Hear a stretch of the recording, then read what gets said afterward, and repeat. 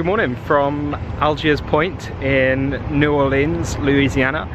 We're here today because, as I said in the previous videos, the parking situation in central New Orleans is really bad, and it's incredibly difficult to find a cheap parking spot. We're talking, you know, $50, $60 a day, which is 40 or 50 pound.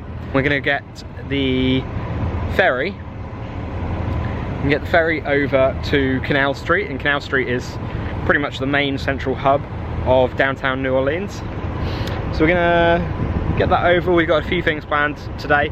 We're gonna do the aquarium, Insectarium, that kind of thing, and then we'll see how we get on through the rest of the day.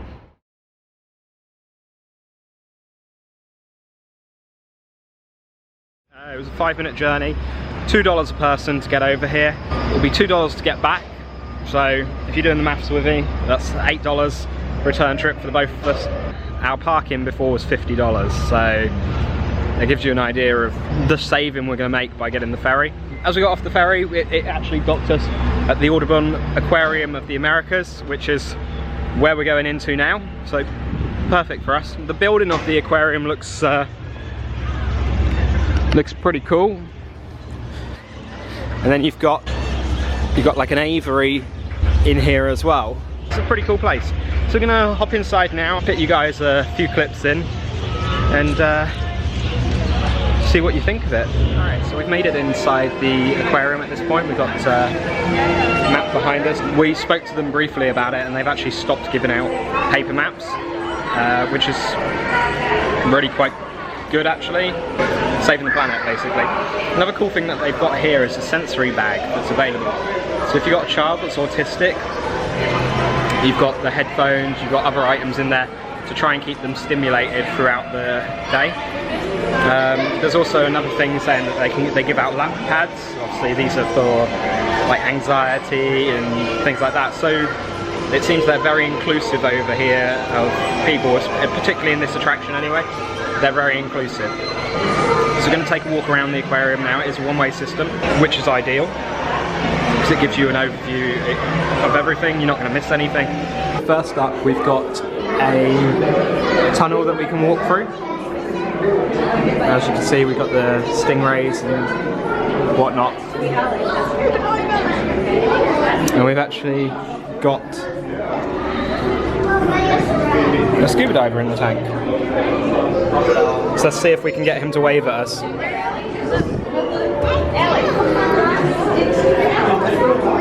So they are essentially cleaning out the tanks, trying to do as little harm to disturb the fish as possible. And there are, obviously, due to the life cycle and whatnot, you do have fish that have died in here that they're going to collect. The section that we were in previously was the Mayan section.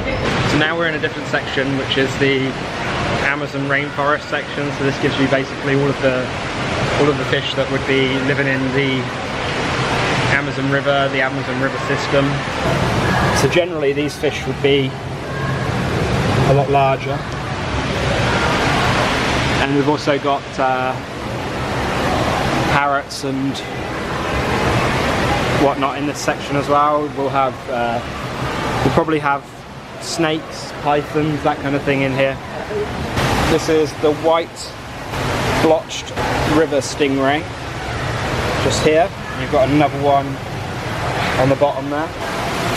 You've got some turtles in this tank in front of us. So it's pretty cool vibe overall. Come up to the top. As you can see, we were down at the bottom, just down here previously. We've taken a staircase to come up, and we're up to Hurrican Point. That's what we can see. There's a larger blue macaw behind us as well. This part isn't accessible without taking the staircase. You have to take the staircase seemingly to come up here, so it's not extremely accessible. After exiting the Amazon Rainforest section, and we've come here to the penguin feed area. I can count 7 penguins. 8 penguins, sorry. There could be more. The area that they're in is quite small, which I'm not too keen on. but yeah, they're not packing them in completely, and it seems they've got other areas to go to out of sight as well. So the section that we have here is the otter section. As you can see, we've got them swimming around. There's 2 in this pen. It's not a huge pen, but again, they're not packing them in. They've only got a couple of them.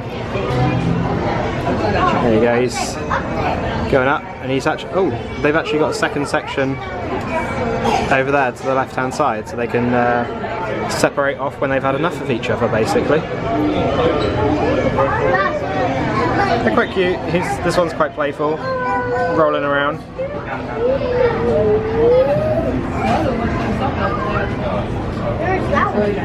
And then if we go around to this section, they've got a deeper swimming tank over here.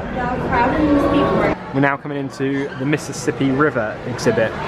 So this will have alligators and other fish that are native to the Mississippi River. So you've got an albino alligator here, and a lot of albino alligators are kept in captivity because otherwise they'd be killed pretty quickly out in the wild. Alligators see black and white effectively, so being a white alligator out in the wild is like having a target on your back, really. So a lot of albino alligators are kept in captivity to keep them alive. What I was saying earlier about being good for autism and autistic people in general, it's actually classed as a quiet area. And we're right overlooking the Mississippi River here.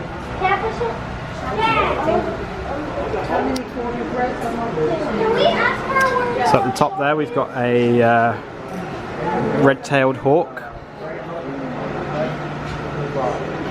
As you can see, he's actually he is tied down, so he can't get out, he can't attack anybody.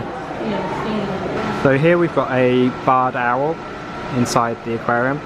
As you saw previously, we've got a hawk as well. And they are actually tied down, and we were wondering what the reason for that is. And we've got a sign here to our right that basically says that the reason they're tied down is because they've sustained permanent injuries that prevent them from flying. And if they continue to do so, they could harm themselves even more than they already are. So they keep them tied down so they won't attempt to fly, but they do take them outside to stretch their wings and allow them to bathe and things like that. And these are Pacific sea nettle jellyfish. So got some more jellyfish over there. And then we'll be going around. We're actually in the Gulf of Mexico section, which is weirdly and uncomfortably sponsored by BP, Exxon, Shell and Chevron, when ultimately they were responsible for quite a bit of the destruction of the Gulf of Mexico in an oil spill many years ago. The final exhibit of the aquarium, this is the Moon Jellyfish, and these are the most spectacular looking jellyfish basically. So this is the end. We've got the exit here and the gift shop to the left hand side. There's actually a couple of schools in here at the moment, so it's quite packed in the entrance and exit area. We were in here for about 2 hours overall, so it's a pretty good afternoon out. And I think it was a good experience overall. The aquarium was a lot bigger than we anticipated it to be, very inclusive as well. Like I said, they had the sensory bags available, the lap pads, and they also had a number of quiet areas set up throughout the complex. Quite a large aquarium as well, but it had pretty much a one-way system laid out in there, so you knew exactly where you were going, you knew your next exhibit. The one we went to a few weeks ago in Denmark was a little bit all over the place at times. We were a bit confused as to whether we'd missed a section or something like that, but I think here we're pretty confident we got everything. But I think for an afternoon out, especially with kids that do have sensory issues, it's very much a good place to go. It's very inclusive, they're very accommodating, and it's not too expensive either. If you've got they do memberships here all year round. They do the multi-attraction pass that we've got for the zoo, the Insectarium, and the aquarium, and that wasn't expensive either. We saved quite a bit of money with that. We've come up to the Audubon Butterfly Garden in the Insectarium. As mentioned before, this experience is included with our Audubon experience ticket that we got. That was $50 plus tax per person, so total saving there is $30 per person. So we're going to go inside and see what we've got. So after a quick bag search, and we had to go through metal detectors and all sorts like that, kind of felt like airport security, but we've made it into the butterfly and Insectarium. As you can see up here, we've got some moving like dragonflies and things like that. We've got some cockroaches down here, velvet worms, got some insects in amber. We've received a map of the place as well. We've got the underground gallery, the Louisiana Swamp gallery, bug appetite. That'll be interesting. We see what we can eat, or what they can eat. But it's quite cool. It seems pretty interactive. You've got a lot of creatures on the walls behind us, and yeah, it seems a very cool interactive experience. So it seems like it'd be pretty cool for kids. Obviously, if you're squeamish, maybe not the best of places to come. So what here is a desert millipede. And these are from the American Southwest. And they're most active, especially during the winter time. The few times a year it does rain in the area, and when their little burrows get submerged, they come out, similar to earthworms. They seem like they've got a shell on them, like an armadillo kind of. Yeah, kind of that hard carapace with all these little segments. And each segment has 4 legs, 2 on each side of the body. And this little guy has something around 240 legs. Wow. He's about fully grown, so if he were to molt, he might get a little bit more with a few segments added on, but not by much. Not at this point. It's interesting. So they like shed their skin like snakes? They can molt their exoskeleton. All arthropods have to do that in order to grow larger. Right. And they do it a lot, you know, in rapid order when they're very young, but as they get close to their adult size, it kind of peters out. And we're going to go into the underground section now. So this will have centipedes, worms, that kind of thing. As I said before, if you are squeamish, this probably isn't the best place to go. Oh. Because something just popped out there and it scared me quite a bit, actually.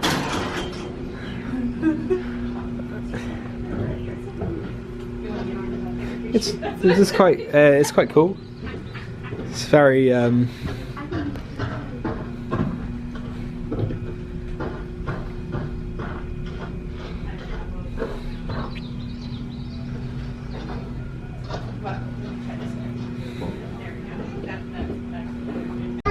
So this particular section is a learning exhibit.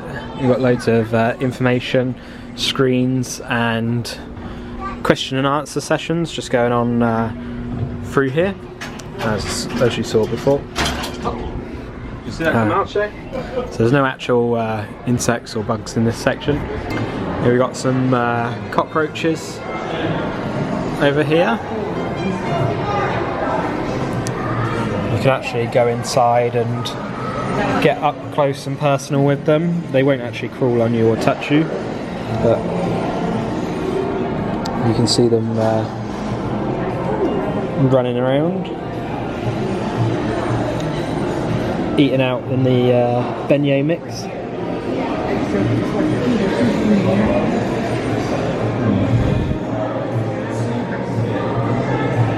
So there's more cockroaches here. You can see the amount of mess that they've made throughout the place, all the black marks over all of the kitchen cabinets and things like that, and this section goes through into this section as well. The section that we're in now is called the bug buffet, and this is actually where you can try bugs. So you can try Southwest waxworms, Cajun crickets, and double cheese waxworms.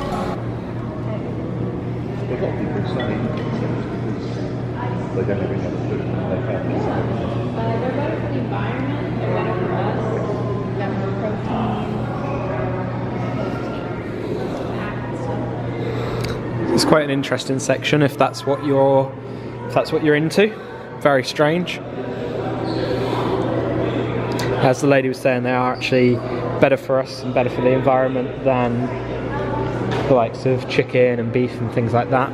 Then here in the Louisiana Swamp section, we've got a few different exhibits. So here we've got the velvet ant.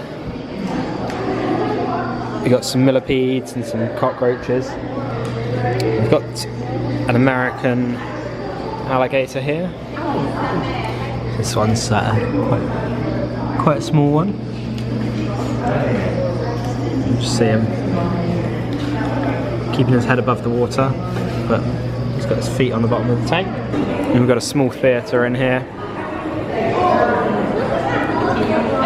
and various bugs.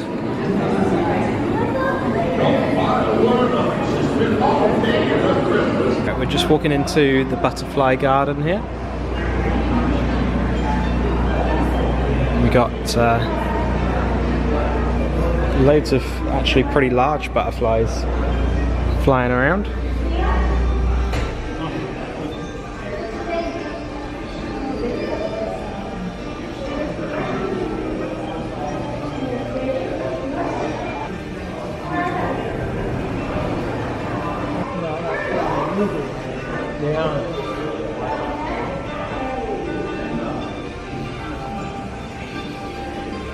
Also got some turtles in here as well. Tortoise, sorry.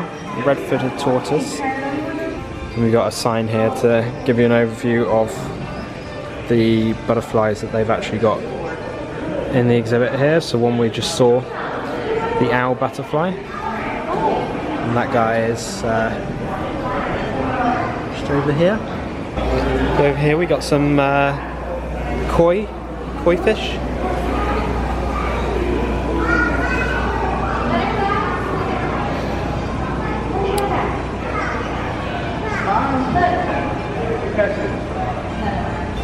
Right there in the back. This is the last room in the Insectarium and Butterfly Garden, so we're going to be heading out of here in just a second. We're now probably about half a mile down the road at the New Orleans Pharmacy Museum. So this is $5 each to get in. It doesn't look too big, but it's basically historic pharmacy and a doctor's apparatus and things like that. So we're going to go inside, show you guys around, let you know whether it's worth it or not. It's only $5, so not too bad, but when we came it was actually queuing out the door. So we're expecting big things. So this will be, potions and medicines and things like that.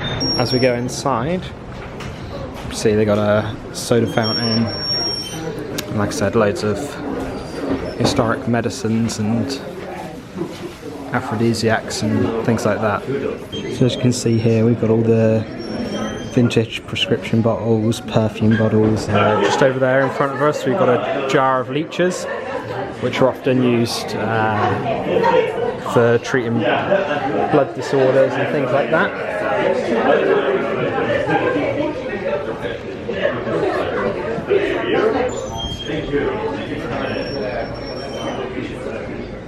And these are prescription files here, and this is also a prescription file. So the medical records and the files that we had back in the 18th, 19th century differ greatly to what we've got now. See, everything now is computerized and you have a full record. Here it seems as though you just have effectively one or two cards and that's yours. And now on the second floor of the exhibit, over here is a section that talks about birth during the slave trade. And over there's a section that talks about essentially the midwives that kept the slave trade alive. When transatlantic slave trade was abolished, you'd have midwives provided basic care as the slaves were bred like cattle in order to keep that slavery prominent for the rich families in Louisiana on the plantations. These are, as the sign here says, historical pharmacy bottles.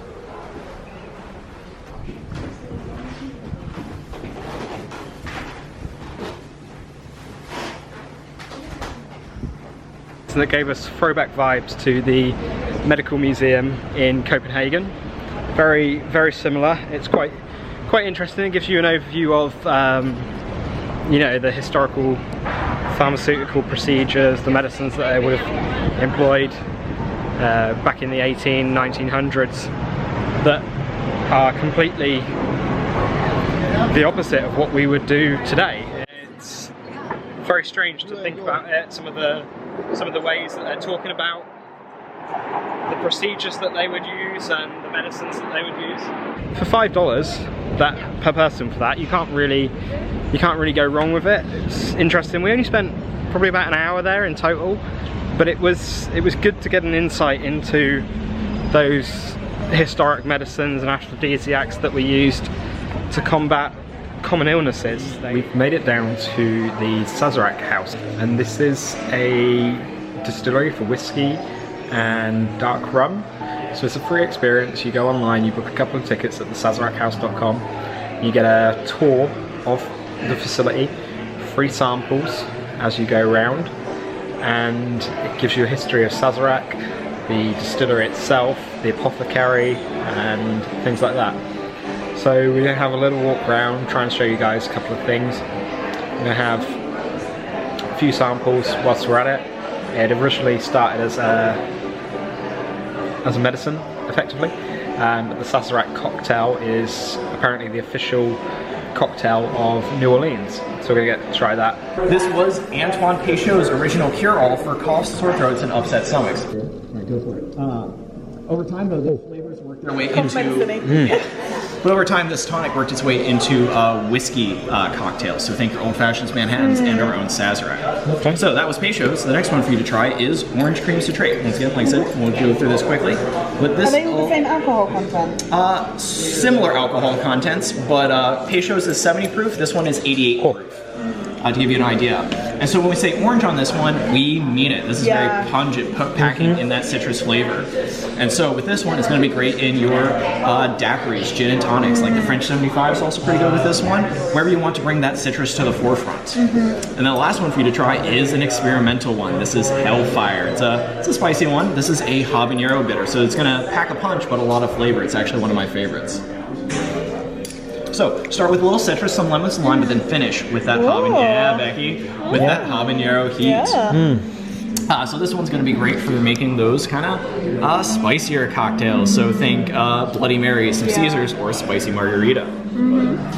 So that's kind of an introduction to bitters for the two of you today, Becky and Lee. If you have any questions, though, just feel free to ask. Okay, thank you. Brilliant. Thank you very much for that. No problem. So what you just saw was us trying some bitters. We had an orange flavour one, we had a spice one, and then we had a separate one in there as well. And these would be used to bring the flavours of the cocktail to the forefront. They were developed initially through medicinal purposes, effectively. And then in time they made their way into cocktails and things like that to bring the flavours to the forefront. So they're very, very strange. One drop would be enough to give us the full flavour. And here we've got the ingredients of a Sazerac cocktail. So we've got sugar, bitters, Sazerac whiskey, liqueur, along with lemon peel. As I said, this is the resident cocktail of New Orleans. For a free experience, this is quite in depth. This goes on about Southern Comfort. It's something you can buy quite prominently in the UK.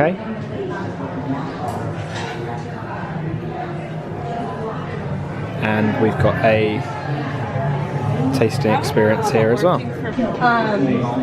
What I just sprayed into your cups, just so you know you're not frightened by it, is an herb saint rinse. Herb saint is it's an absinthe substitute made with mugwort instead of wood. So the government, when it was made in 1934 and absinthe was still illegal, the government was like, well, all right, we'll allow it. Relation between Southern Comfort and Social. We, Southern Comfort came under the Sazerac House in 2016. So it's now owned by us. Strong. It was actually a good thing. You see the marriage of oak and spirit, and this is essentially the oak that's used to make the barrels. Gives the whiskey more of a fuller flavour. So we've had a couple of tasting sessions at this point. We've got another one coming up just here, and this is a liqueur that we're going to be tasting next. Any whiskey you have starts off as a beer or beer mash. You take this beer and you cook or distill the alcohol out of it, and then what you end up with is whiskey. So in these cookers, this is where we're making our beer mash. We'll add our water in there, we'll throw our grains in there. We'll heat all that stuff up and let it boil for a little bit. We're basically just cooking all the sugars and enzymes out of these grains. Then we'll cool that down so we can add our yeast. We'll throw our yeast in there, and that yeast will start to ferment. And we'll let all that ferment for about a week. And we'll end up with about an 80 to 90% alcohol beer mash.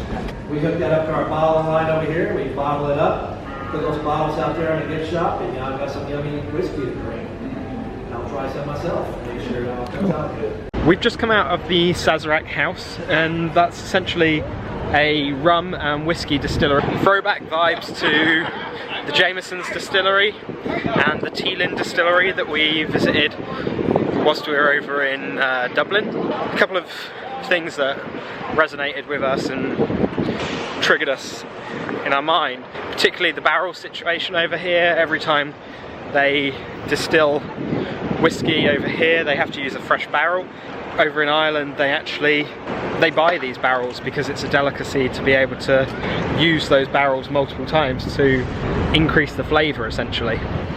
So that was a completely free experience here on Canal Street. You get free cocktail tastings. They call them cocktails. The first two tastings we had tasted essentially neat, very pungent in your throat and not particularly nice, if I'm honest. The third one was mixed with Prosecco, which made it a little bit more easy to swallow and sits better in your mouth. We're now heading back down to the aquarium and going to the theatre. We're going to check out the movie that they've got showing, which is Hurricane in the Bayou. So that's obviously a New Orleans inspired kind of film alongside this, and it's included with our ticket to the aquarium. The one we went to see was called Hurricane on the Bayou. The presentation started 3 months before Katrina hit, back in August 2005. And then we got a bit of a lead up to that, why hurricanes cause more damage nowadays than they would have previously, an interview with somebody who experienced a hurricane 50 years ago. And then it went into the devastation of Katrina and why it was so bad. So Katrina hit in August 2005, as I said, and it hit as a Category 5 hurricane. The reason for this is the devastation of the marshlands, which act as a natural barrier. But when it made landfall, it hit with an eye of 200 miles wide. So think of that in terms of the UK, the size that the eye of the hurricane is in. You know, fortunately, New Orleans actually missed the main eye of the hurricane, but the central storm surges broke the barrier reliefs and things like that, and it just devastated the city, devastated the marshlands. Thousands of people died, and they're still recovering now. 15 years later, you still see the effects of it. You still see damaged buildings, abandoned areas, things like that. So it was a good presentation to watch. I think we watched probably the most informative presentation that we could have, you know, in terms of history and climate change and things like that. And again, as I said, it really brings home how much we need to focus on climate change nowadays and stop these things from happening, because this is going to continue happening time and time again. On a lighter note, what we're going to do now, we're actually going to go and get some food. We're going to go to the Hard Rock Cafe here in New Orleans. It's on Boardman Street, which we've been advised to go to by a number of people. Generally, we try and get the local burger in the Hard Rock Cafe, so we're going to see what that is. Knowing New Orleans, knowing Louisiana, it's going to be some fish-related burger, but we'll see what it is. Made it to the Hard Rock Cafe in New Orleans. Just give you an overview of the restaurant itself. Quite a large environment. We've got the stage at the back here, and then quite a few tables inside. Got the bar. And then around here we've got the gift shop as well.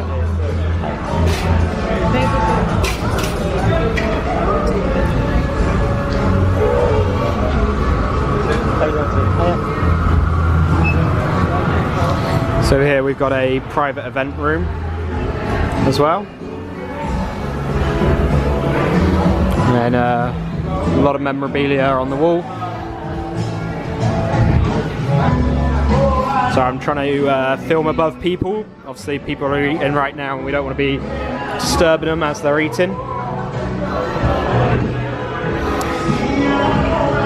So yeah, there's quite a lot. It's quite a large place as well. So yeah, pretty good. We're gonna try some of the food in here. So we just got our food. First off, we got the jumbo combo, sorry, which Becky seemingly started eating already.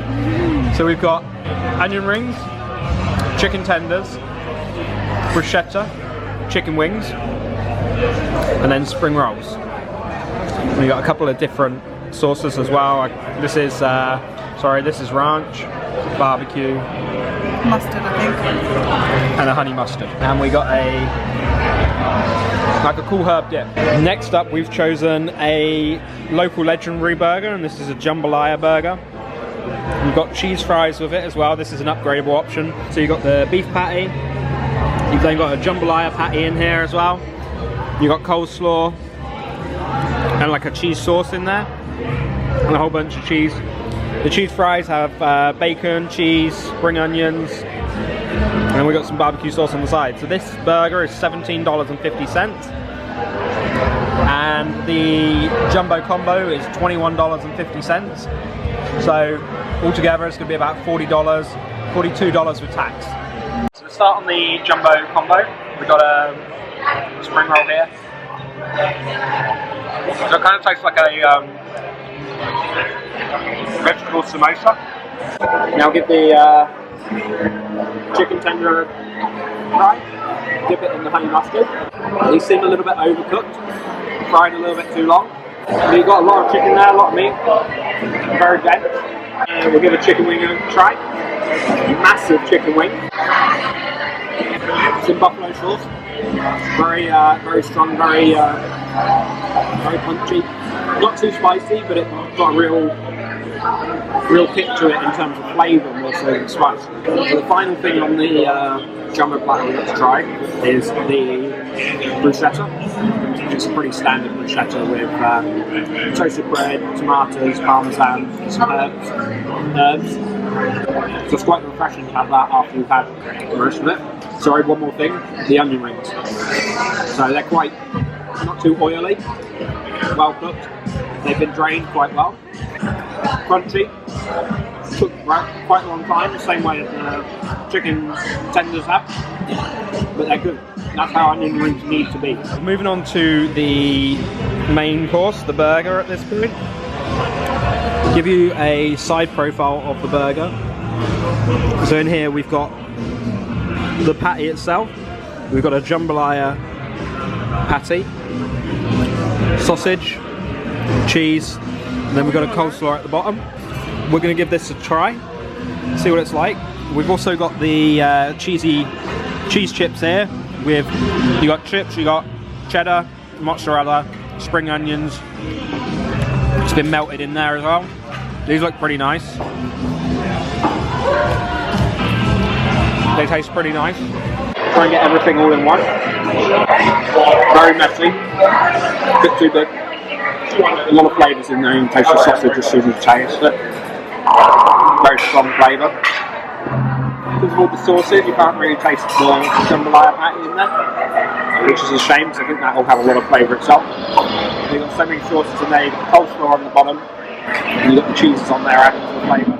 The burger's cooked perfect. We said medium rare, and it's cooked perfectly to perfection. The chips themselves are really nice. So overall, pretty good.